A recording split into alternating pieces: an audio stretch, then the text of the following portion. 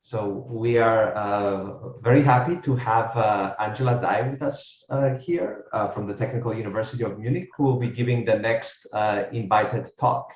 Angela is an assistant professor at the Technical University of Munich, where she leads the 3D AI lab.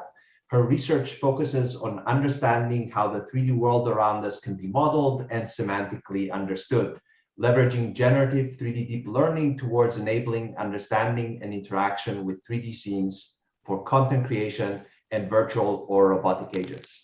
She received her PhD in computer science from Stanford, and she has been recognized through several awards, including a Center of Digitization of Bavaria Junior Research Group Award and an ACM SIGGRAPH Outstanding Doctoral Dissertation Honorable Mention.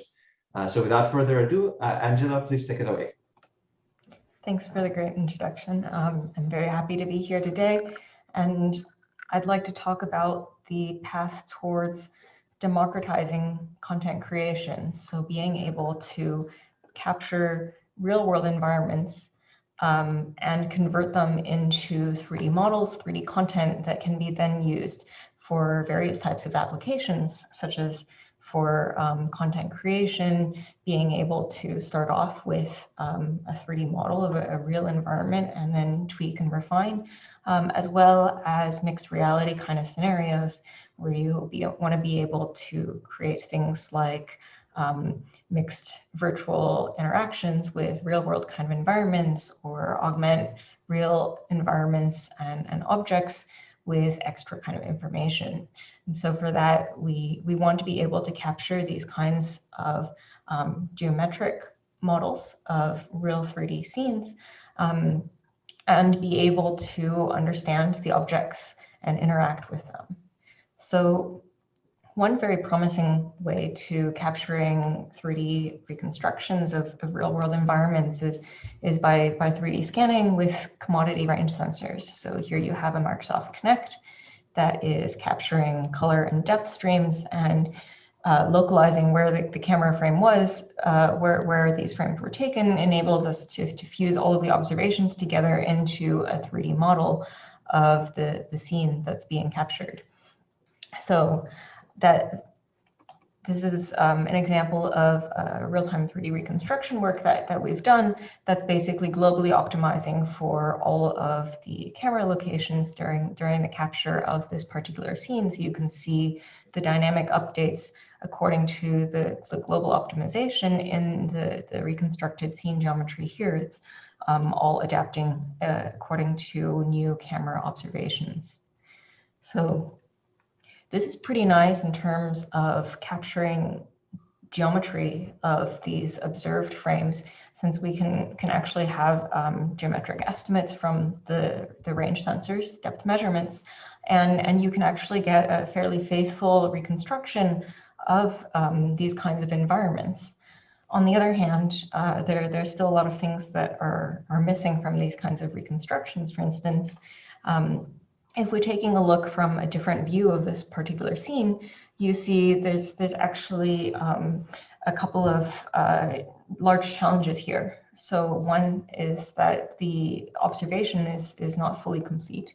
And in practice, when you have a complex scene, there will always be some kinds of occlusions, like for instance here with the monitor on the wall, or many different objects that block each other under the tables. So you'll end up with this kind of incomplete geometric observation, as well as the fact that we actually don't have currently any kind of semantic knowledge about which objects are actually separate from each other, or what can be done in order to interact with the objects in the scene. So let's take a look at some of these challenges. So how can we estimate what's the geometry in areas that we haven't actually observed? This is a task that people are particularly good at when they see only a partial observation of a scene. It's easy to estimate, well, if you've seen the chair back and maybe a little bit of the chair legs, what the entire chair and the seat look like from just a partial view. So here, an interesting challenge is that with real data capture, we're in the end capturing incomplete reconstructions, but we can take a look at formulating a machine learning-based data-driven approach to learning these kinds of geometric priors for what complete geometry might look like. In this case, we can do this in a self-supervised way from incomplete scans as a target supervision. So here an RGBD scan is being fused together from a set of depth frames. So these can be fused together with a volumetric fusion approach into the target reconstruction that still has some holes in occluded regions. And then we want to create an input scan corresponding to this target with similar kind of characteristics that you see in real world kind of scanning. So here we can do this by removing some of the frames from the original set of depth observations. And so that allows us to pair together this kind of incomplete scan with a more incomplete one. So we can learn this pattern of how to go from more incomplete to less incomplete geometry. So that gives us a chance to learn these kinds of structural geometric priors for what might actually be missing. And since, of course, this target scan is actually not a fully complete observation, we actually can figure out what has been unobserved space just based on the camera visibility. So basically, regions in front of an observed surface are known to be empty, but regions behind the observed surface are unknown and have been unobserved. So these regions, we know that we don't actually know enough information about them and can actually mask them out from any kind of reconstruction loss. So this allows us to form a self-supervised approach towards this geometric scene reconstruction task. And so we also want, in this case, to be able to generate fairly high resolution geometry, which can be a challenge when operating on these kinds of voxel-based representations like volumetric TSDFs. So in this case, we have an input scan that's represented as a sparse truncated sign distance field. So everything only within truncation distance of the surface is actually being stored here. And we can encode it with sparse convolutions that operate only on known surface geometry areas. And then in order to be able to actually generate geometry in new regions that we haven't seen, we can do this in a coarse defined fashion. So we make a very, very coarse prediction densely so that we can actually generate geometry in new regions and then continue to upsample and refine the geometric predictions at every hierarchy level, upsampling by a factor of 2 and basically progressively generating the geometry of the final output scene, which is then represented actually as also a sparse truncated sign distance field. So then we can extract out the mesh at the isosurface of this distance field as a level of 0, which is what you see here being visualized. And so the combination of this kind of sparse generative approach along with the self-supervised formulation, what's cool about this is because we actually are ignoring unknown, unobserved regions and target scans, we can learn to generalize across the entire set of trained data in observed scans. And if we've seen different kinds of partial observations of various different types of objects like sofas and chairs, we might be able to generalize across these patterns to be able to generate something more complete than any single target scan that's used during training.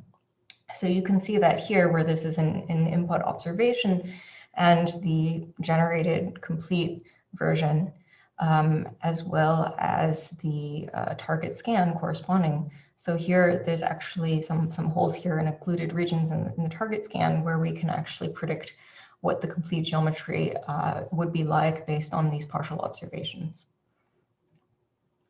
And here you can see a few more examples in terms of this ability to actually generalize the generation of geometric structures in these scenes.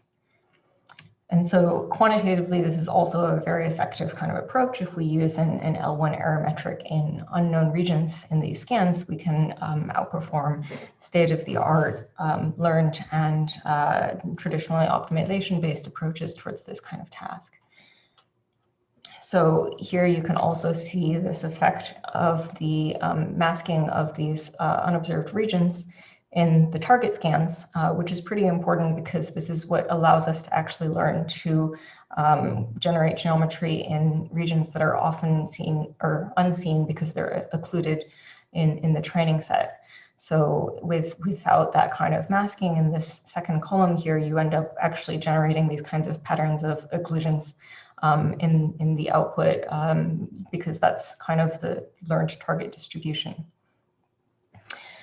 And so this is also fairly robust actually to the degree of target incompleteness of the observed scans that we use for training, where here you have a couple of different levels of incompleteness for the trained scans, where the blue bar represents using all data available, and the orange bar actually uses only 60% of the frames to generate target frames or target scans, and green for 50% of the frames. So here you only get a very slight drop in performance when using more incomplete target scans. So this lets us pretty effectively learn how to understand and estimate geometry in unseen regions. But we don't yet have really an understanding of the objects inside the scenes. And so this is what we've taken a look at with this part-based understanding, since in order to really enable interactions and high-level understanding, we not only want to know what objects are in the scene, but actually what are their part decompositions, because people usually are interacting only with certain parts of an object, like the seat of a chair, and the top of a table are supporting different kind of actions than the other parts of these kinds of objects. So in this case, we're taking a look at going from this kind of incomplete observation of a scene and predicting every individual object instance along with its part decomposition that estimates the complete geometry of that object, even in some of these regions where we haven't observed the full geometry of the object so far. So this is based on state-of-the-art object detection in 3D, coupled with a part decomposition prediction, where we basically are leveraging knowledge of part priors in order to be able to predict the part decomposition. So here, this is what these part priors look like, which are basically clusters of known annotated parts from PartNet for a couple of different categories here. You see for chairs and tables and beds. And so we learn a weighted linear combination of these different kinds of parts together as a strong prior for what the actual shape can look like, and then learn to refine that estimate. So here you can see the full overview, where we have an input scan observation, and we run a state-of-the-art object detection approach. And that results in proposals for every object in the scene. And for each object, in order to be able to estimate the complete geometry of that object, we first predict this intermediary representation of that, the part structure of that particular object. So in this case, these chairs are being represented by the semantic labels of the individual parts in the chair. And each part is then being decoded into the geometry of that part based on a linear combination of these priors, which are then being refined with 3D convolutions. And so this is basically producing an estimate of the complete geometry of these objects decomposed into the individual parts. So this is also a visual comparison to prior approaches like point group and StructureNet that can perform state-of-the-art part segmentation on objects, where we can actually estimate jointly this kind of part structure, which helps a lot with generating the complete structure of the object from these incomplete observations, as well as the fine-grained geometric structures here. And this can also be seen in terms of the geometric evaluation here. This is for basically this semantic part completion task where we're trying to generate basically the part decompositions of complete geometry of these objects. And so this gives us a nice kind of understanding of the objects in a scene and their complete geometry from these RGBD scans. But more commonly these days, a lot of people are, taking photos and videos with cell phones, but not necessarily scan observations. So can we actually do the same kind of thing from a 2D image observation, as opposed to having this depth-based observation that we want to be able to generate the 3D from? So can we estimate the 3D from an image, which also people are quite good at doing. When they see an image, they can have a fairly accurate estimate of the geometric structures of the objects in that image. And so this is something that we are looking at from the perspective of a retrieval problem. So if we have all of these objects detected in an image, can we find a similar CAD model that represents the geometry of that object? Such that we can align and pose it to that particular image and have it represent the geometric structure of all of the objects. So here we have an input image that's being having the 2D instance segmentation, which state-of-the-art methods are quite good at this particular kind of task, but they give you just that 2D estimate and not necessarily the geometric structures. So then from the 2D mask of the segmentation, we want to be able to embed it in a joint embedding space along with CAD models so that we can actually perform retrieval when these kinds of image observations and rendered CAD models, despite their fairly different domains that they come from, the objects that are structurally and semantically similar should lie close together in this embedding space, where we can then do a nearest neighbor retrieval in order to find the right object, and then we can predict also its pose with respect to the image. So this is being this space, this shape embedding space, is being constructed with a contrastive learning approach in order to establish that basically objects that are close together should stay together in this space, despite the fairly dramatic domain difference of an RGB observation as opposed to a rendered CAD model. And then we can regress the pose parameters of the object in the pose of the image.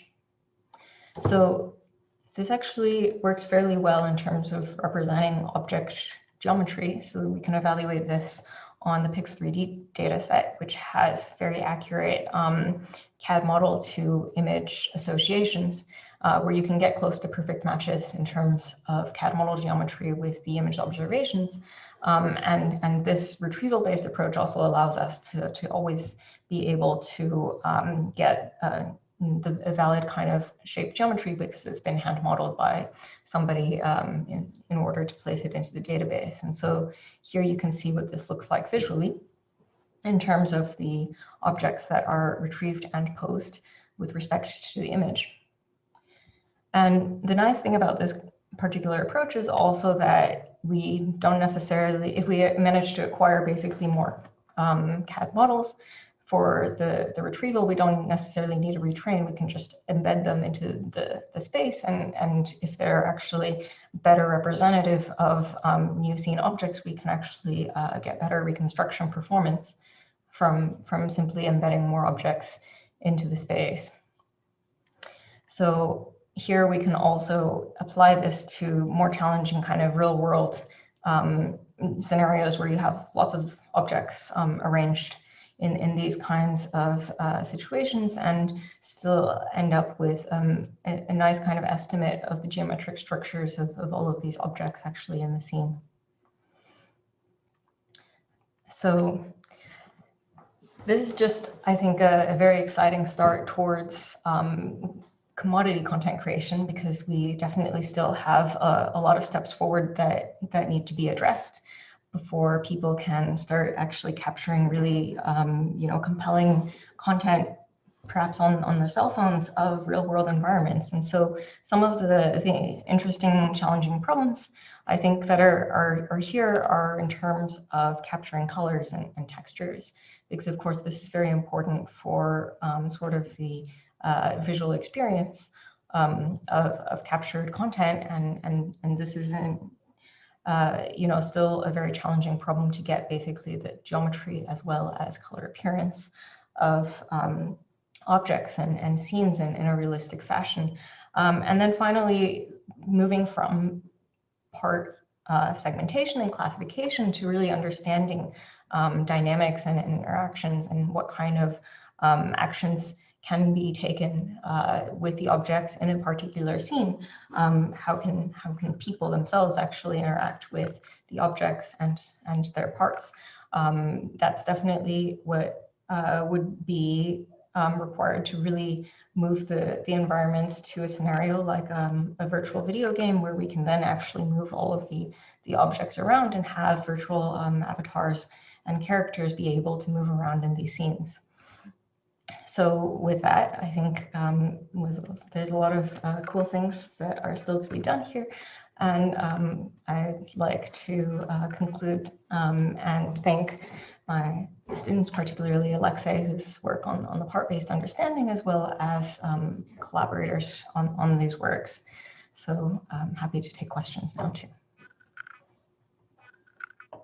Thank you so much, Angie, for the talk. Really cool work. A reminder to the audience to post questions using the YouTube chat feature, and I'll get things going from my end while people think of any questions.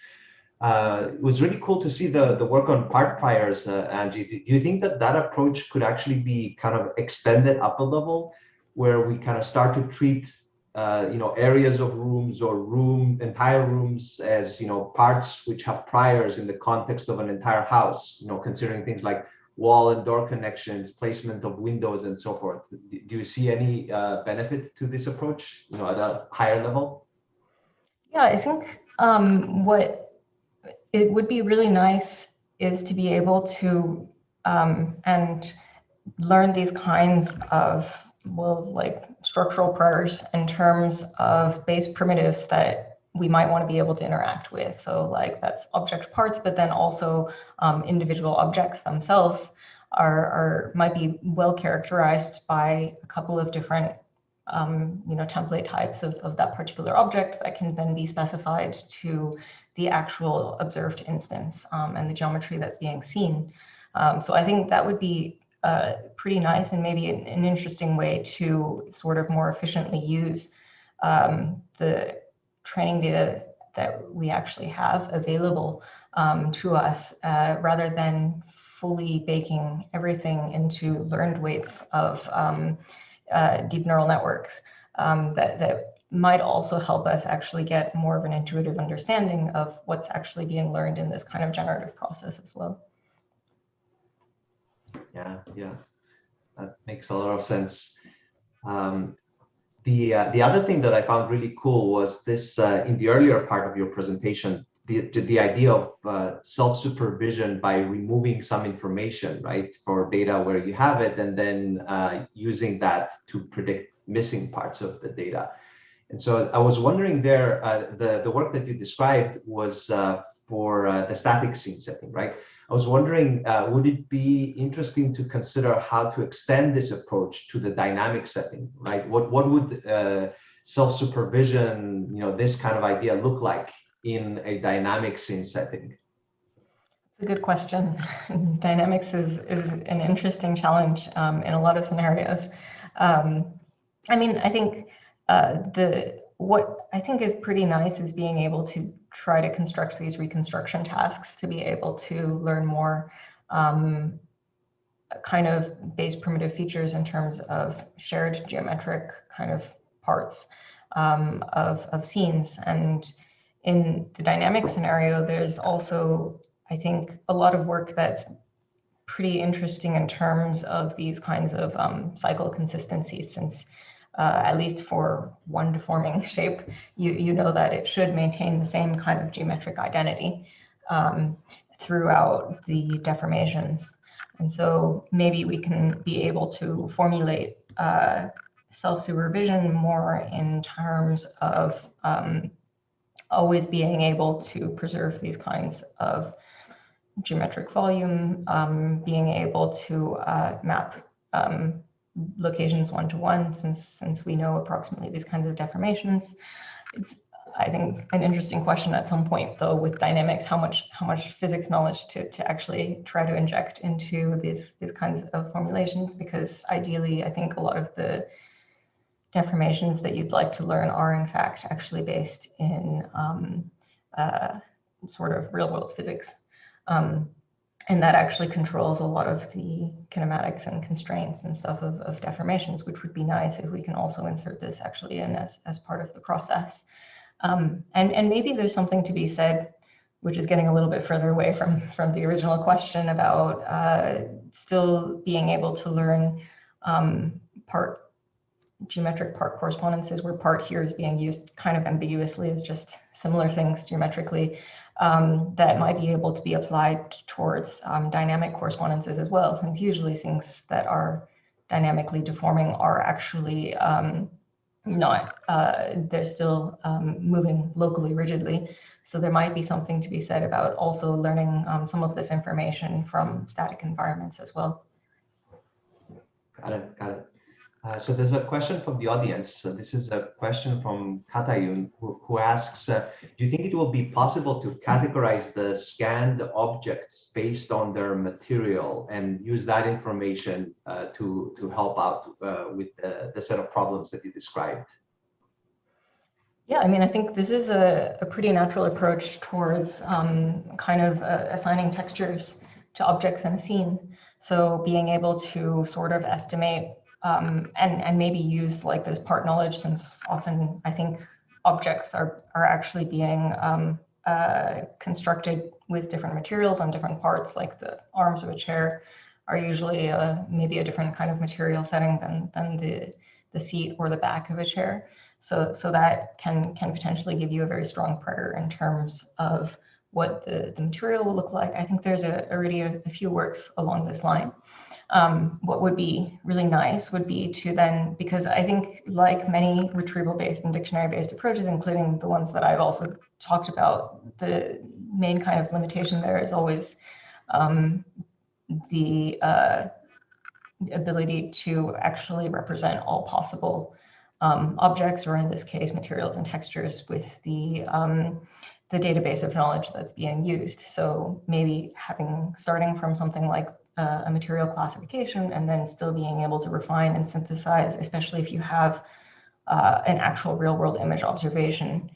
A material classification or material retrieval probably is not going to look exactly like the actual image being observed. So then being able to refine and synthesize that to actually match this particular image would be really nice to being able to actually capture the appearance characteristics.